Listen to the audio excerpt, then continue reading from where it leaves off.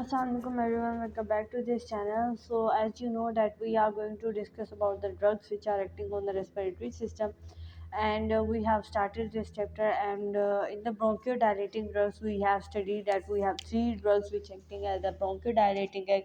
First is the beta 2 agonist. We have covered all about the beta 2 agonist. Now we are going to see the second bronchodilating drug, which is cholinergic antagonist, can also be called as antimuscarinic drugs. So, how antimuscarinic drugs are acting as bronchodilating drugs? So, antimuscarinic drugs. First of all, I am telling the name of the drugs. So, antimuscarinic drugs are of again two types. Some are long acting and some are short acting. So, long acting drugs, another are short acting drugs. So, the short acting drugs are two, which is ipratropium, okay, and second is tiotropium. So these are the two drugs which are the short acting, and the long acting are acylinidium, and the second is glycopyrrolate. So these are the long acting drugs, these are the short acting drugs. So what is the mechanism of action of these drugs and how they are acting? So actually their mechanism is that they in the smooth muscle of bronchioles, let's see, this is a bronchiole which I am drawing. In the smooth muscle of these bronchiole we have M3 receptor here. So this is the M3 receptor on which acetylcholine is binded and cause bronchoconstriction. So after the binding of acetylcholine, this bronchiole will constrict itself, like I am constricting this bronchiole and reducing its size as it now. This is bronchoconstriction, that the diameter of your bronchiole decreases out. So now in order to treat it, what we will do, we will block this receptor. We will block it and we don't allow acetylcholine to bind here. So in order to block it, we will give these drugs. Some are short acting, some are long acting. These drugs will bind it and block this receptor, doesn't allow acetylcholine to bind with it and causing bronchoconstriction. So this is all the mechanism of it, that how it is causing bronchodilation. Then now we will discuss that what are the indications. Indications mean what are the conditions in which you can use these drugs. So indications are, first of all, dilate pupil, that if a patient whose pupil is already dilated, you can further give these drugs, okay, because they are also causing pupil dilation. Then the patient with COPD. So what is COPD? I have told to you, this is a chronic obstructive pulmonary disease, okay. Now the third indication is salivation, कि किसी patient में saliva बहुत ज़्यादा secrete हो रहा है तो तब भी आप इसको दे सकते हैं. बट अब हम लोग बात कर लेते हैं कि कॉन्ट्रा इंडिकेशन की, कि कौन सी इंडिकेशंस हैं जब आप ये ड्रग नहीं देंगे. सो कॉन्ट्रा इंडिकेशन क्या होंगी इसकी. सबसे पहली जो कंट्रा इंडिकेशन है वो तो ये है कि आपने ग्लाइकोमा के पेशेंट को ये नहीं देना है, ग्लाइकोमा. ग्लाइकोमा के पेशेंट में एक्चुअली हुआ वो क्या होता है कि इंट्राओक्यूलर प्रेशर इंक्रीज़ हुआ हुआ होता है. जब आप इस तरह की एंटी मस्टैनिक ड्रग देती हैं तो वो जाके और ज़्यादा इंट्राओक्यूलर प्रेशर को बढ़ा देती हैं, पीपल को और ज़्यादा डायलेट कर देती हैं, जिसकी वजह से ग्लाइकोमा के पेशेंट के अंदर मज़ीद सिवियरिटी आ सकती है, मज़ीद उनका जो है वो इंट्राओक्यूलर प्रेशर बढ़ सकता है. सो इस वजह से ग्लाइकोमा के पेशेंट को आपने नहीं देनी. दूसरा, आप लोगों ने हाइपर टेंसिव जो पेशेंट होगा, हाइपर टेंसिव का मतलब क्या है कि जिसका बीपी बढ़ा हुआ होगा। सो एक्चुअली ये तकरीबन जितनी भी आपकी ये ब्रोंकोडायलेटिंग ड्रग्स आ जाती हैं, उन सब की कॉन्ट्राइंडिकेशन में हाइपरटेंसिव तो लाज़मी है, क्योंकि ये ड्रग्स आपके बीपी को इंक्रीज़ करती हैं। और जो पेशेंट जो ऑलरेडी हाइपरटेंसिव है, जिसका ऑलरेडी बीपी का वो पेशेंट है और बीपी उसका ज़्यादा रहता है, तो आप अगर उसे हाइपरटेंसिव ड्रग दे देंगे तो वो और ज़्यादा उसका बीपी बढ़ सकता है। सो इसलिए बीपी के पेशेंट को तो आपने कभी भी ये ड्रग नहीं देनी है। ठीक है, सो ये थी दूसरी ड्रग जो कि ब्रोंकोडायलेटिंग ड्रग्स थी हमारे पास। अब हम लोग बात करते हैं तीसरी ड्रग की, जो हमारे पास थायोफिनाइल ड्रग थी। और हमने कहा था कि वो एक ज़ैंथीन डेरिवेटिव ड्रग है और वो ब्रोंकोडायलेटिंग ड्रग थी, थायोफाइलिन। तो ये थायोफाइलिन एक ड्रग है, ये भी ब्रोंकोडायलेटिंग ड्रग है और ये एक ज़ैंथीन डेरिवेटिव है, यानी ज़ैंथीन से इसका डिराइव करके इसे बनाया गया है। So it is xanthine derivative. So now अब हम लोग देखते हैं, तो इसका कोई एक ख़ास मैकेनिज़्म जो है वो हमारी बॉडी इधर बुक के अंदर नहीं दिया गया है। बस ये है कि हम इसको ज़्यादातर यूज़ भी नहीं करते हैं। सो एक चीज़ इसके बारे में बस यही कहा गई है कि ये मैस्ट सेल को उसका फंक्शन डिक्रीज़ कर देता है। सो मैस्ट सेल का जो फंक्शन डिक्रीज़ हो जाएगा, मैस्ट सेल हिस्टामिन और ल्यूकोट्राइन्स जो है वो रिलीज़ नहीं करेगा, और जैसे ही वो रिलीज़ नहीं करेगा तो हम पेशेंट को ट्रीट कर सकते हैं इसकी वजह से। सो ये चीज़ आ गई। दूसरा, इसकी बहुत सारी इंडिकेशंस भी हैं और बहुत सारी कॉन्ट्रा इंडिकेशन भी दी गई हैं। जैसे अगर आप इसकी ओवरडोज कर लेते हैं, बहुत ज़्यादा आपने थायोफिनाइल किसी एक पेशेंट को दे दिया है, सो उसके सीजर्स हो सकती हैं, सीजर्स हो सकती हैं। और दूसरा उसको बहुत ज़्यादा फैटल एरिथमिया हो सकता है, यानी उसकी हार्ट रेट में इतना ज़्यादा डिस्टर्बेंस आएगा कि उस पेशेंट की डेथ भी हो सकती है। ठीक है, तो ओवरडोज आपने इसकी कभी भी नहीं करनी है। दूसरा, इंडिकेशंस क्या हैं, यानी कब किस कंडीशन में आप लोगों ने पेशेंट को ये दे देना है।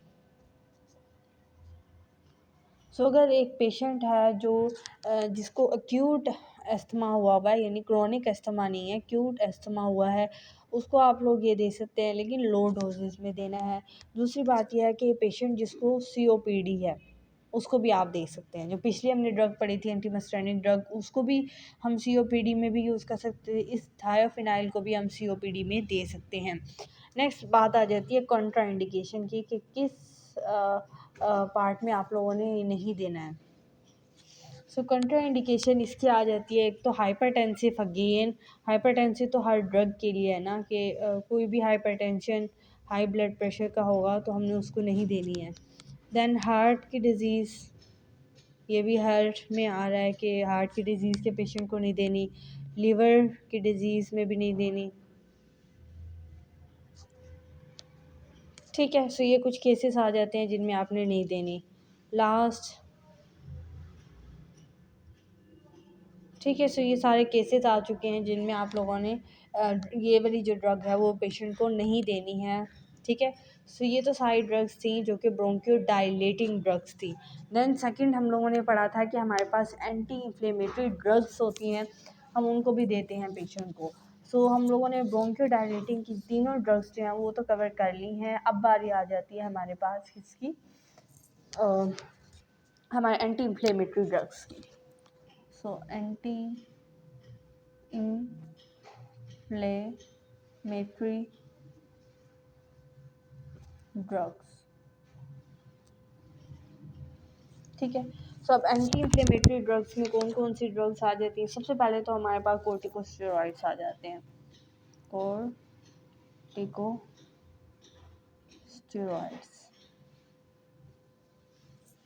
तो कोर्टिकोस्टेरॉइड्स क्या करते हैं, और सबसे पहले हम लोग देख लेते हैं। तो ये इसकी दो टाइप्स आ जाती हैं।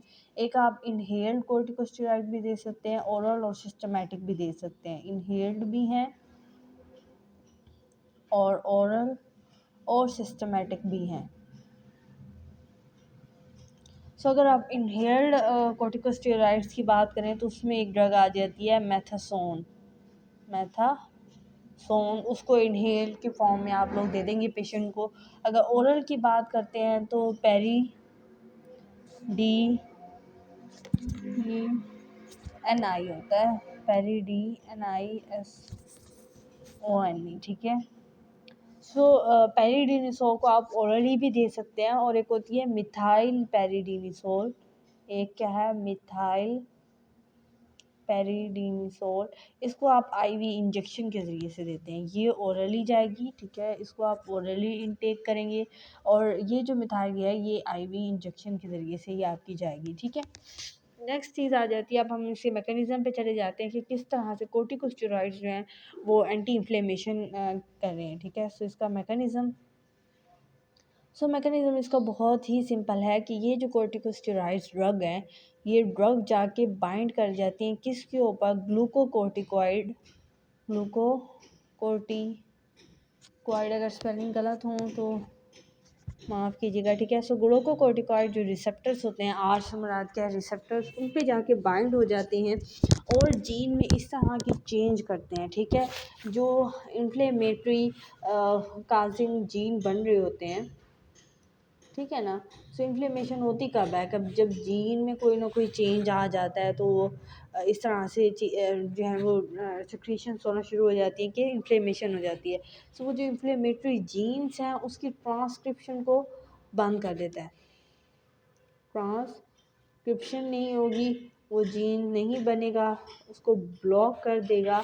सो इस तरह से आपके पास आर्चिडोनिक एक एसिड होता है, वो प्रोड्यूस होना बंद हो जाएगा। क्या प्रोड्यूस होना बंद होगा, आर्चिडोनिक एसिड। एक्चुअली ये आर्चिडोनिक एसिड रिस्पॉन्सिबल होता है ल्यूकोट्राइन की रिलीज़ का, ल्यूकोट्राइन। सो ल्यूकोट्राइन बनता ही इस आर्चिडोनिक एसिड की वजह से है। अब अगर हम ड्रग को ग्लूकोकोर्टिकॉइड पर लगा के इन्फ्लेमेशन की ट्रांसक्रिप्शन ख़त्म करके आर्चिडोनिक एसिड की रिलीज़ को ख़त्म कर देते हैं। जब आर्चिडोनिक एसिड नहीं बनेगा तो ल्यूकोट्राइन्स नहीं बनेंगी, और अगर ल्यूकोट्राइन्स नहीं बनेगी तो इन्फ्लेमेशन नहीं होगी। तो सिंपल से यही इसका कॉन्सेप्ट आपके पास आ जाता है कि हमने इसको आर्चिडोनिक एसिड को कर दिया तो वो भी बंद हो जाएगा।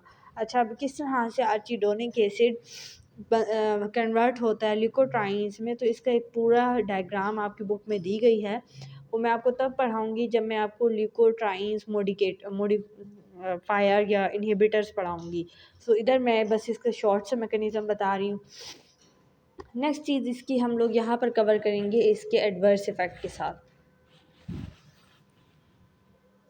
सो इन्हेलेशन की फॉर्म में अगर आप देखेंगे तो आपको बहुत ही कम एडवर्स इफेक्ट देखे मिलेंगे, लेकिन अगर आप ओरली अपनी ड्रग देते हैं, जैसे पेरिनिडिसोल दे रहे हैं या आईवी इंजेक्शन के ज़रिए से दे रही हैं, तब तो आपको इसके एडवर्स इफेक्ट मिलेंगे। और एडवर्स इफेक्ट ये हैं कि ये डिपॉजिट हो सकते हैं, ये जो ड्रग्स हैं ये आपकी ओरल कैविटी और आपके लेरेंक्स के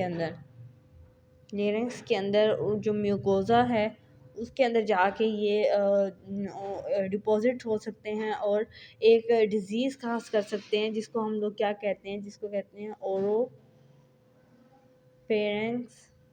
फेरेंजियल कैंडिडियासिस, ठीक है। सो ये ओरोफेरेंजियल कैंडिडियासिस ये एक डिज़ीज़ है जो कॉज हो जाएगी इसके एडवर्स इफ़ेक्ट के केस में। सो ये चीज़ें हो गई। अब हम लोग जी सेकंड एंटी इंफ्लेमेटरी ड्रग के ऊपर जाते हैं, जो कि हमारे पास क्या है, ल्यूकोट्राइन्स मोडिफायर, या हम इसको कह सकते हैं कि ल्यूकोट्राइन्स इनहिबिटर्स। सो क्या है ल्यूकोट्राइन्स का, मैंने आपको पहले ही बताया कि ये इन्फ्लेमेशन कॉज करते हैं, और रिलीज़ कब होते हैं, जब आपका मैस्ट सेल ब्रस्ट होता है। सो अब नेक्स्ट एंटी इंफ्लेमेटरी ड्रग क्या आ गई है, ल्यूको LEU होता है, ल्यूकोट्राइन इनहिबिटर देंगे आप।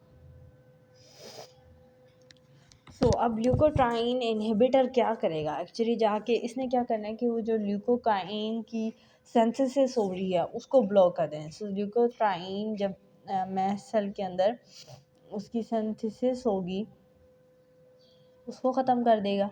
दूसरी चीज़ ये आ जाती है कि इस ल्यूकोट्राइन ने किसी न किसी रिसेप्टर पे जाके बाइंड करना होगा और फिर जाके वैसोडाइलेशन भी करनी होगी और इन्फ्लेमेशन भी करनी होगी। सो ये एक्चुअली हमारी ब्रोंक्यूल्स के ऊपर एक रिसेप्टर प्रेजेंट होता है, उसके ऊपर जाके बाइंड करता है।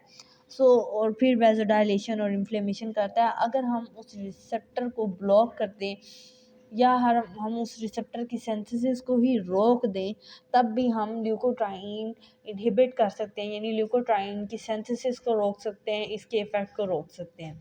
अब हम लोग इस इनहिबिटर में करेंगे भी यही चीज़। एक्चुअली आपके पास अब इसका मैकेनिज़्म मैं डिस्कस करती हूँ। जी, ल्यूकोट्राइन ना आपके पास काफ़ी सारी टाइप्स का होता है।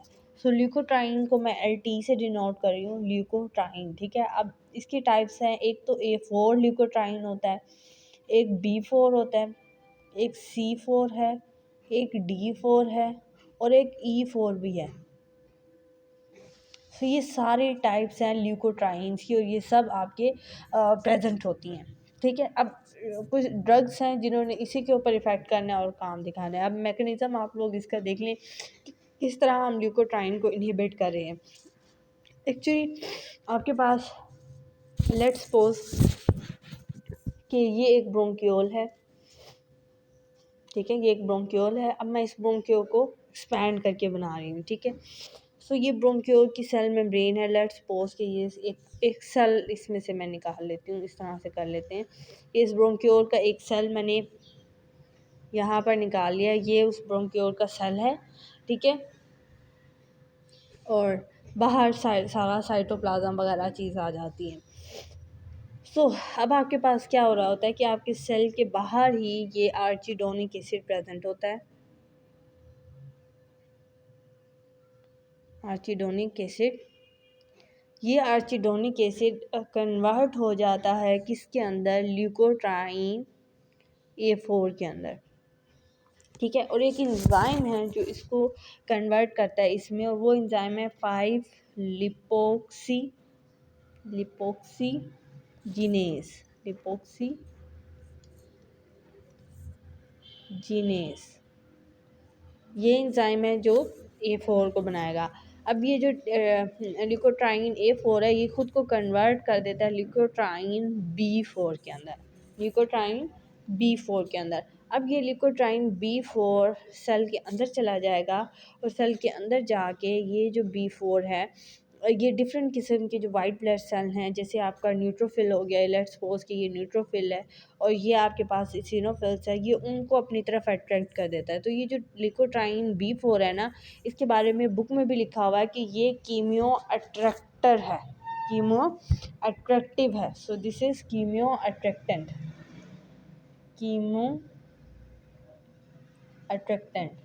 इसके अंदर कुछ इस टाइप्स के अट्रैक्टेंट होते हैं कि ये डिफरेंट किस्म के वाइट ब्लड सेल्स को अपनी तरफ अट्रैक्ट करता है और इन्फ्लेमेशन कॉज करता है, ठीक है। अब हमने क्या करना है, सिंपली हमने ड्रग्स देनी है जो इसको डिग्रेड करेंगी, इस एंजाइम को, ठीक है। इस एंजाइम को डिग्रेड करने वाली ड्रग देनी है। और कौन सी ड्रग है जो इस एंजाइम के ऊपर नेगेटिव इफेक्ट काज करेगी, वो ड्रग हमारे पास आ जाती है ज़ीलीटोन, ठीक है। ये ज़ीलीटोन एक ड्रग है जो इसके ऊपर जाके नेगेटिव इफेक्ट करेगी, इस वाले जो एंजाइम है इसको डिग्रेड करेगी और आपके पास ल्यूकोट्राइन B4 प्रोड्यूस नहीं होगा और आपको इन्फ्लेमेशन नहीं होगी, ठीक है। इसके अलावा 2-4 और भी ड्रग्स हैं जो इसके ऊपर इफ़ेक्ट करती हैं और उन ड्रग्स का नाम क्या है। पहली ड्रग है ज़ाफिरलूकास्ट, ठीक है। और दूसरी है मोनल्यूकास्ट। सब इनको याद रखना है कि आखिरी ल्यूकास तो वर्ड दोनों में सेम है, पहले में जाफिर और दूसरे में मॉन्स्टर। आप इसको याद कर सकते हैं, जाफिर मॉन्स्टर, यानी जाफिर एक मॉन्स्टर है। उससे आप याद करेंगे, वो भी इन्हीं एंजाइम को ही ब्लॉक करके इनको डिग्रेड कर देते हैं और B4 प्रोड्यूस नहीं होता। इसी तरह ये B4 से ही, ये A4 से ही आपके पास different leukotriene C4 D4 and E4 भी बनते हैं, जो यहाँ पे प्रेजेंट एक रिसेप्टर होता है। यहाँ पर कौन सा रिसेप्टर होता है, CSYTLT LT1 रिसेप्टर। सो वो जो आ जाते हैं हमारे पास LT-C4 रिसेप्टर या D4 या E4 रिसेप्टर्स, तो वो इनके ऊपर जाके जब बाइंड कर जाते हैं और ब्रोंकियो कंस्ट्रिक्शन करवा रहे होते हैं, तो हम इनको ब्लॉक करने के लिए ये दो ड्रग्स देते हैं। सो ये दो ड्रग्स इनको इस रिसेप्टर पे ब्लॉक बाइंड नहीं होने देंगी और फिर आपकी वासोडाइलेशन से बचा लेंगी। सो हम लोगों ने ये दो ड्रग्स कर ली हैं जो कि एंटी इन्फ्लेमेटरी ड्रग्स हैं। लास्ट एक ड्रग है जो कि एंटी इन्फ्लेमेटरी के तौर पे एक्ट करती है, और वो ड्रग है हमारे पास है क्रोमोलिन। क्रोमोलिन बहुत ही छोटा सा है। सो एंटी इन्फ्लेमेटरी ड्रग में क्रोमोलिन। सो क्रोमोनिल आपके पास एंटी इन्फ्लेमेटरी एजेंट है जो कि मैस्ट सेल में से हिस्टामीन नहीं निकलने देता। हिस्टामीन या मैस्ट सेल की इस तरह की डिजनरेशन करता है कि वो उसमें से ब्रस्ट होने पर हिस्टामीन नहीं निकलने देगा, और ये सॉल्यूशंस के फॉर्म में होते हैं। इनकी डोजेज किस फॉर्म में है? ये नेबुलाइज्ड सॉल्यूशंस के फॉर्म में ये प्रेजेंट होते हैं। और इनकी जो हाफ़ लाइफ आप कह सकते हैं वो बहुत ही शॉर्ट है। आपको एक दिन के अंदर इसको 3 से 4 दफ़ा लेना पड़ता है। सो इतनी इसकी शॉर्ट लाइफ है। और देन आपके पास इसके कुछ एडवर्स इफ़ेक्ट लिखे गए हैं। एडवर्स इफ़ेक्ट में पहला तो ये है कि कफ़ होगा। एडवर्स इफ़ेक्ट इसके इतने सीवियर नहीं है, यानी काबिल बर्दाश्त है, बट एक लॉस ये आ जाता है कि इसकी हाफ़ लाइफ बहुत ही कम है, 3 से 4 दफ़ा एक दिन में लेना पड़ रहा है। और तीसरी एडवर्स इफ़ेक्ट ये आ जाती है कि इसका टेस्ट बहुत बुरा होता है। ठीक है। सो इरिटेंट है, इरिटेट काज कर सकता है, कफ काज कर सकता है, टेस्ट बहुत बुरा है, शॉर्ट है, एक्टिंग है, डोजेज इसकी सोल्यूशन नेबुलाइजर की फॉर्म में, और हिस्टामीन को बस ये ब्लॉक करेगा और हिस्टामीन उसमें से रिलीज़ नहीं होने देगा मैस्ट सेल के अंदर। सो आज के लेक्चर में हम लोग एंटी इन्फ्लेमेटरी ड्रग्स को कवर कर चुके हैं। एक और ड्रग हमारे पास आ जाती है मैस्ट सेल स्टेबलाइजर। सो मैस्ट सेल स्टेबलाइजर्स क्या होते हैं? यानी ये मैस्ट सेल को स्टेबलाइज कर देते हैं, और इनके अंदर हमारे पास मोनोक्लोनल एंटीबॉडीज़ आ जाती हैं। मैंने आपको बताया था कि ये मोनोक्लोनल एंटीबॉडी क्या करेंगी, IgE के ऊपर जाके ये बाइंड कर देती हैं, और IgE को स्पेयर नहीं छोड़ती हैं कि वो जाके मैस्ट सेल के ऊपर बाइंड करे और मैस्ट सेल को ब्रेस करवाए। तो ये IgE को ही ब्लॉक कर देंगी, उसके ऊपर किसी को अटैच नहीं होने देंगी, और इस तरह से इनका ये मैकेनिज़्म ऑफ एक्शन हो जाता है। इनके अंदर भी कुछ ड्रग्स हैं, उन ड्रग्स को देख लेते हैं और इसके साइड इफ़ेक्ट को देखेंगे। सो इसकी सबसे पहले जो ड्रग आ जाती है वो है ओमालिज़म्बा। सो ये जो लीज़म्बा है ना, ये तो हर में रिपीट होगा। देन फिर उसके बाद आपके पास MEP, और आगे लीज़म्बा वैसे आ जाएगा। देन उसके बाद आपके पास नेक्स्ट आ जाता है बेनरा, आगे लीज़म्बा वैसे ही आ जाएगा। इसके अलावा रेस। सो इसको आपने याद किस तरह से करना है? मैप दें, MEP से मैप दें, बेनरा बंगाल का रेस्ट करने के लिए, ठीक है। मैप दें बंगाल का रेस्ट करने के लिए। सो आगे लीज़म ये आप सब में लिख देंगे। तो ये हमारे पास एंटी क्रोनल एंटीबॉडीज़ आ गई थी। अच्छा, लास्ट में हम लोग फिर इसके कुछ साइड इफ़ेक्ट्स की बात कर लेते हैं। सो इसके साइड इफ़ेक्ट तो ये हैं कि आपको एनाफाइलेक्टिक शॉक हो सकता है। एनाफाइलेक्टिक शॉक के अंदर क्या होता है कि आपकी ब्लड सप्लाई सही तरह से नहीं जा रहा होता, आपके मेजर ऑर्गन्स को, आपके हार्ट को, आपके ब्रेन को, और डिफरेंट ऑर्गन्स को। दूसरी बात यह है कि ये कुछ ना कुछ इन्फेक्शंस इसके कॉज हो सकते हैं, और बहुत ही रेयर है कि ये चीज़ कॉज हो, नहीं तो वैसे तो ये नहीं कॉज करता है। सो आईवी इंजेक्शन के थ्रू हम लोग जो रेस्टलीज़िपाम है उसको आईवी के ज़रिए देते हैं, बाकियों को हम लोग इन्हेलर्स के तौर पर भी दे सकते हैं और ओरली भी दे सकते हैं। सो ये हमारी कुछ मोनोक्लोनल एंटीबॉडीज़ थी जिन्होंने मैस्ट सेल को जाके स्टेबलाइज़ किया। कैसे स्टेबलाइज़ किया? उसकी एंटीबॉडी के ऊपर ख़ुद को अटैच कर लिया और सेव कर लिया। ज़्यादातर हम इसको यूज़ नहीं करते हैं क्योंकि ये बहुत ज़्यादा हाईली कॉस्ट है, और जो रूट ऑफ एडमिनिस्ट्रेशन है वो भी हम आईवी के ज़रिए करते हैं, और आईवी के ज़रिए जब भी रूट ऑफ एडमिनिस्ट्रेशन होता है तो इन्फेक्शन हो सकता है। सो इस वजह से हम इसको ज़्यादातर यूज़ नहीं करते हैं, और हाई कॉस्ट है इसलिए भी इसको यूज़ नहीं करते हैं। ज़्यादातर हम जो ड्रग यूज़ करते हैं अस्थमा को ट्रीट करने के लिए वो एंटी इन्फ्लेमेटरी ड्रग्स होती हैं, या हमारे पास ब्रोंकोडायलेटिंग ड्रग्स होती हैं।